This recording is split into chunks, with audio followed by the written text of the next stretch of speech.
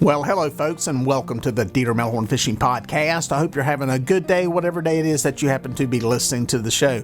Today, I've got a guest that a lot of people don't know a lot about, myself included, before I did this interview with him at the Catfish Conference in 2025, and that is Matt Knight of Mad Katz Rods. Mad Katz, you probably know that name if you're in the fishing world, but the guy who started the company, who is behind it, you probably don't know that much about. And I too wanted to learn more about him. He was gracious enough to sit down with me at the Catfish Conference and chat about how the company started, where he came from. He's from the same area that I am from. They've actually got a store down the road in North Carolina, about 90 minutes away from here. So I was kind of curious just how he got into what he was doing, and ended up starting a rod company and a fishing brand that is in the catfish niche. So here is the interview with Matt Knight from Mad Katz. Give me your backstory. You kind of, a lot of people in the catfish industry have kind of, I don't know, been around fishing tournaments or something for a long time. People kind of know who they are. You showed up, came out of the gates, all guns a-blazing with the rod company. Yes, sir. But who are you? Tell us your backstory. How did you get to where you're at? You know, you're going to hear a lot of people say this. I'm just the best dad on the planet. I got a 4-year-old, 6-year-old, 12-year-old, 14-year-old, and a 16-year-old. And my life revolves around it, brother.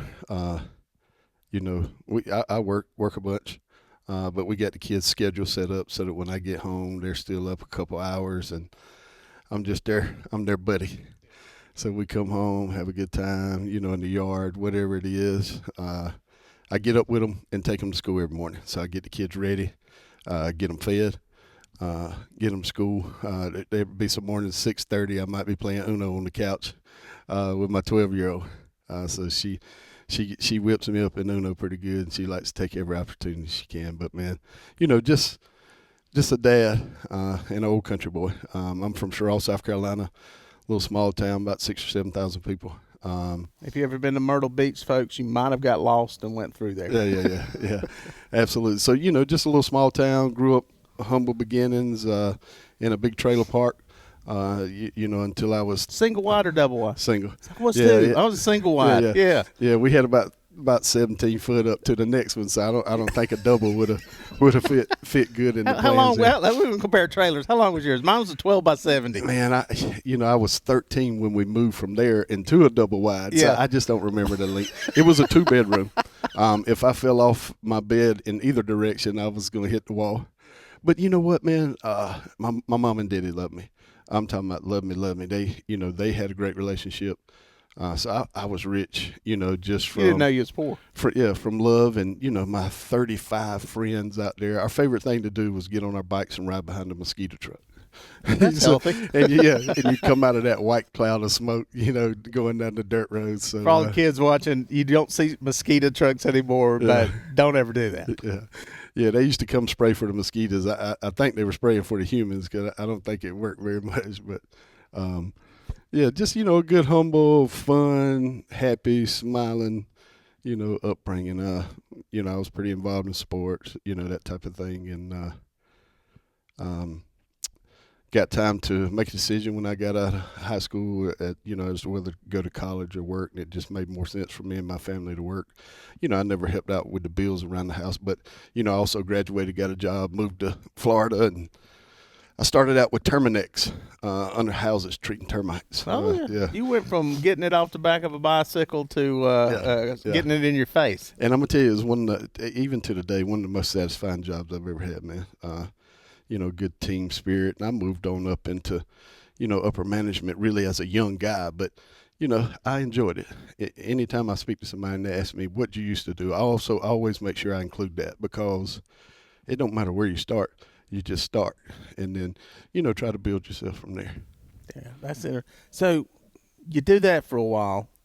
You're working for somebody. Entrepreneurial spirit hadn't kicked in yet. What was your next step? So I come back home. My father passed away in '99.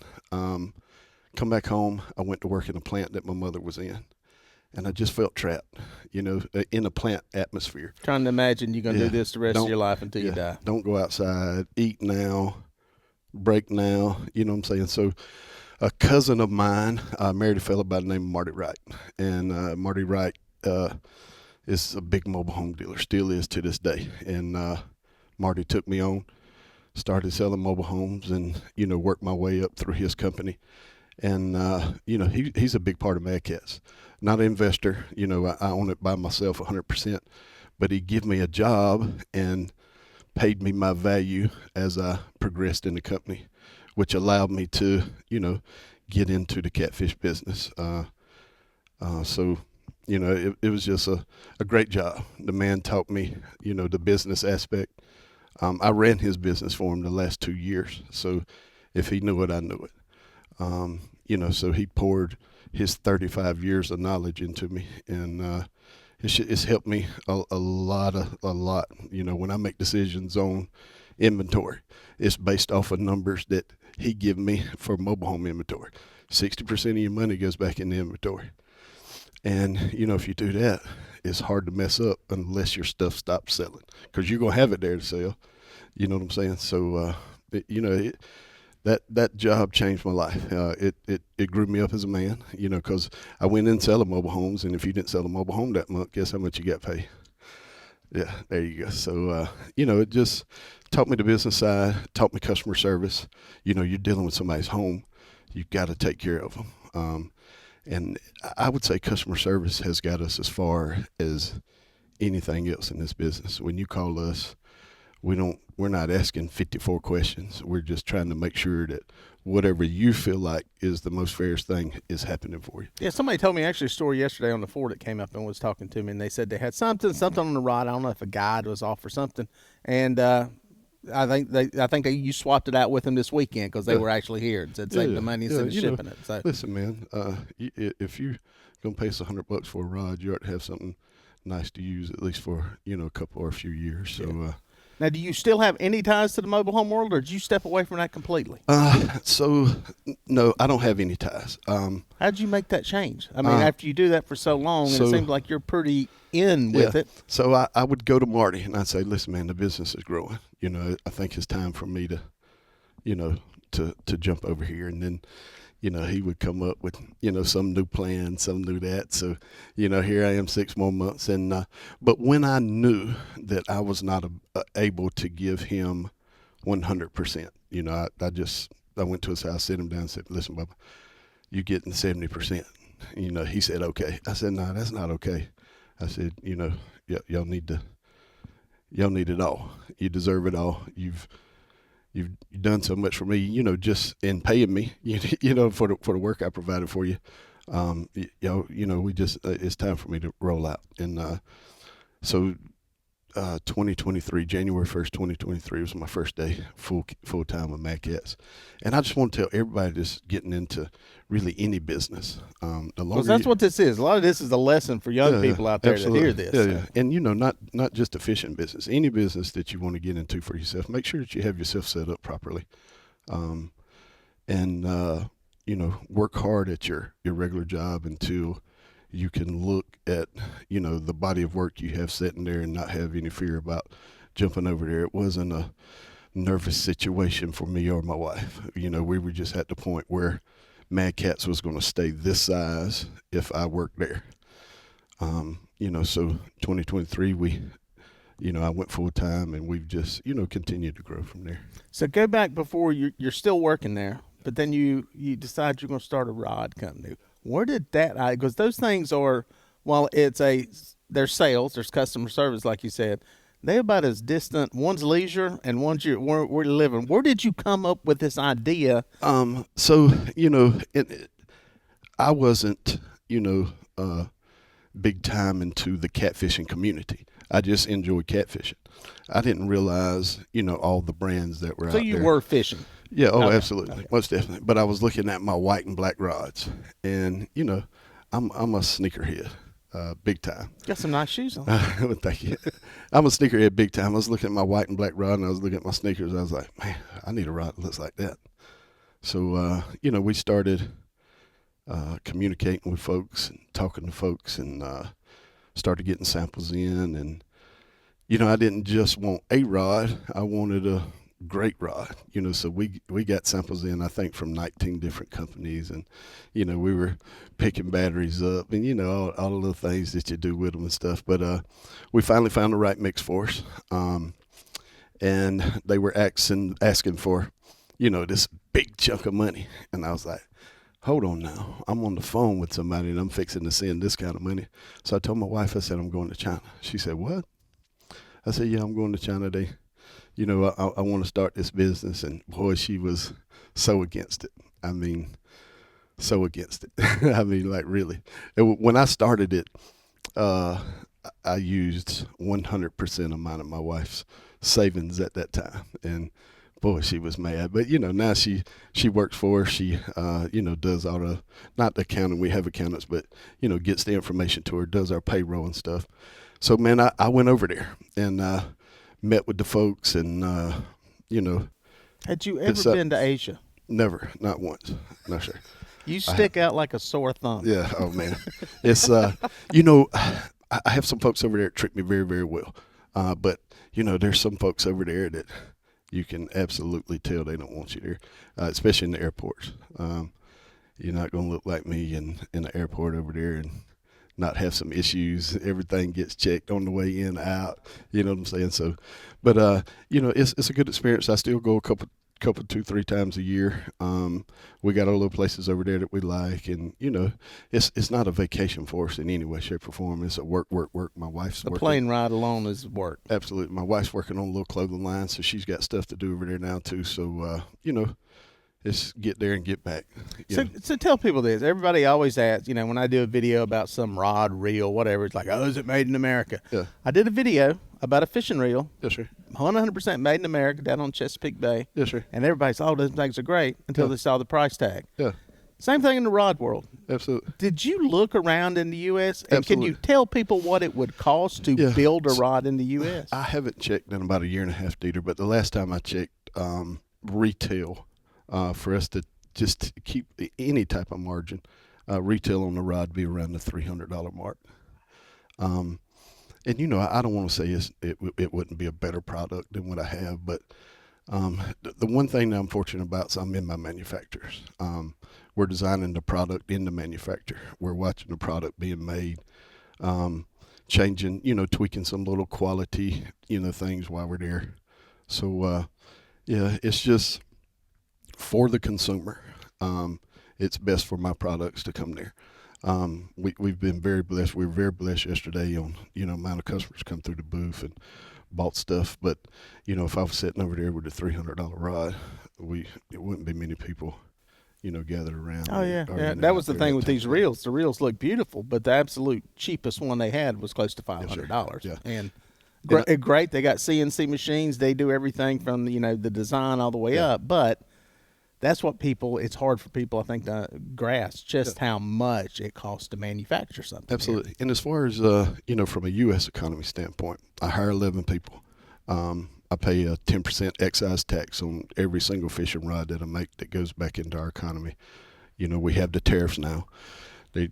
Trump just put the 10% tariff on, which I'm not opposed to in any way. Which I was going to ask you about. Is that affecting the fishing industry? So if you buy through the proper channels and run the business exactly how the government wants you run, and I don't want to, get those guys mad. You were paying a 7% tariff on the fishing rod anyway.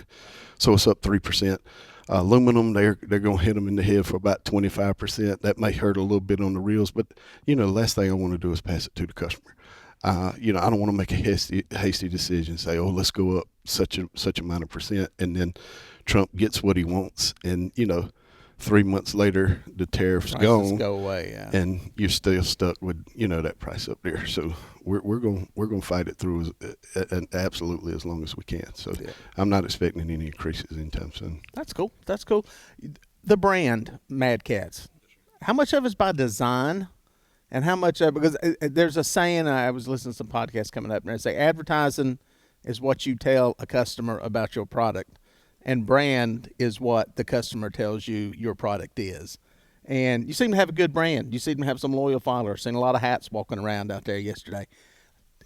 How much of that was by design? How much of that was culture you didn't plan on? Did you give any thought before you even started? It just kind of come about. My first purchase, and I want to go back to, the guys trying to get in this business or any business. My first purchase was 20 hats and 20 T-shirts. Let's see how they do. And I ended up giving half of them away. And I was selling them for cost. But that's where you learn the economy of absolutely, stuff. Absolutely. But, it was just something that I was set on doing.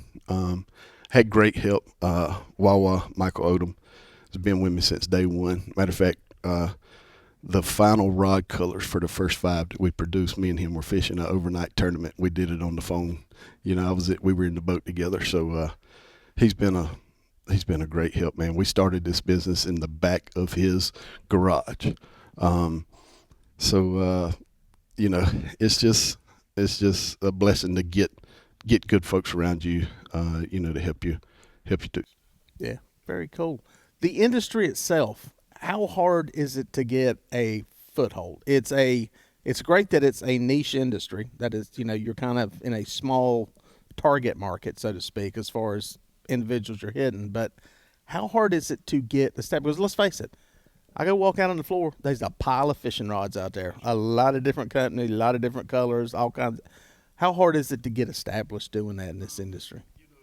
Starting off, it's pretty tough. We had a bunch of folks that kind of jumped out of the gate and, had a bunch to say and that type of thing. Almost to the point of I almost stopped about 6 months in. I told my wife, I said, baby, I was just trying to make something that looks good. It's going to last the customer a long time. And, all these folks was like, But, you just got to fight through that. If you don't have folks that are against you, I don't think you're doing very well. And the folks that have a bad opinion of you has never spoke to you. So you just got to battle through that. Be the best person you can be. Be a great dad. Be a great friend. And try to treat everybody the same, man. Yeah. As far as the products go, without going into all your proprietary plans.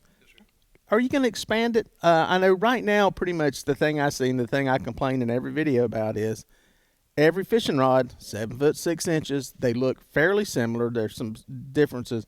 You don't see the 6.5 foot ugly stick tiger rod length rod. Ugly Stick sent me some rods, the GX2, totally different design what they're doing.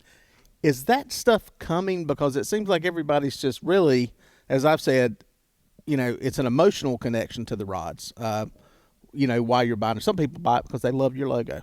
Some people like the color combination.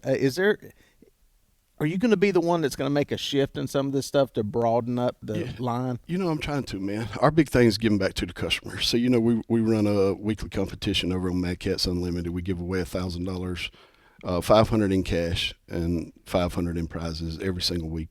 So what I want to do is I want to put a reason behind the customer using our stuff. Besides it looks good, besides it works good. Now they can win some money. We've had folks get the $500 check, write me and say, man, I wasn't going to be able to make my car payment on time. And those are the best ones. Now, we also get them, we got a 3-story house on Lake Norman. You know what I'm saying? But, just giving back. We do 4 places in the competition. We get a bunch of entries. Our state record program, design your own rod with your name on it. I think a lot of fishermen, coming up had to, build dance on their rod or, whatever that name was. I think that's pretty cool and pretty special. So, giving back, having ways that customers can stay involved, with our company on a weekly basis. I think is, a big part of our success. Yeah, Mika seems pretty happy with his rod and everything that went with that. Are you getting tired of Mika catching state records? No, sir. No, that's the thing about the state record piece. We gotta explain to people how that program works, because they may not be familiar. So you catch a state record, get it certified in your state. You have Mad Katz gear on, hat, shirt, sweatshirt, whatever it is. Catch it on our fishing rod, and then we pay you $10 for every rod that we sell. Super easy to keep up with. Our system tracks every rod.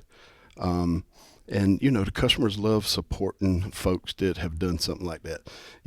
Our booth is super packed over on this side selling stuff, and then it's super packed over on this side with people wanting to talk to Micah and, that type of thing. So it's just special. Yeah, I wish we could do a couple state records a year is what I wish, man. It's fun for us. And it's fun for the catfishing community too. Cool. Well, real quick, tell people just about the product line. What do you have? What all, for there may be people out there that never heard of Mad Katz. Yes, sir. What all do you have? So, the easiest thing for me to say is we don't sell boats and we don't sell anchors. So if you needed to catch big fish, we launched our Genesis reel today, 35 pounds of drag. We have our Exalt reels, 18 pounds of drag. We have 7/6 fishing rods, 10 foot, 12 foot, 14 foot. Every piece of terminal tackle you could use, anything that's going to make a noise, rattle. We do an awful big business with our shirts and hats because you got to have one on to win something from us. So if you needed to catch a big fish, we don't sell boats and anchors, but the rest of it. That's a good way to narrow it down. And where do people find it? If it's just online, I know you've got a store down on 74. I've drove past a couple times going down that way. We're in around 600 mom and pop bait shops across the United States. We're in Shields. We have some product that's starting to drip into Academy Sports. So, any of those places. What I would say is, Google, if you're looking for Mad Katz products in your area, Google bait and tackle stores and start calling them till you find them. Let's support those mom and pop places out there. Keep them going. You're not paying shipping, buying that way. So I think that's the best way to pick our gear up. And then obviously we do sell on our website as well. Awesome. Dude, thank you, man. Absolutely. That's good stuff. Yes, Enjoyed sir. it, buddy. Thanks. Yes, Again, a big thanks to Matt for sitting down and taking the time to chat with me, and my apologies to Micah Burkhardt for calling him Mika. I can't get past that. But anyway, it was a fun conversation. Just talking about the brand, about the industry, kind of how things work. I think it's very insightful for some of you folks out there that are not exposed to the inner workings and the thinking and the thought process and the ups and downs and the struggles of somebody that is in this business. So appreciate Matt taking the time to do it. Hope you guys enjoyed it. And we'll catch you out on the water.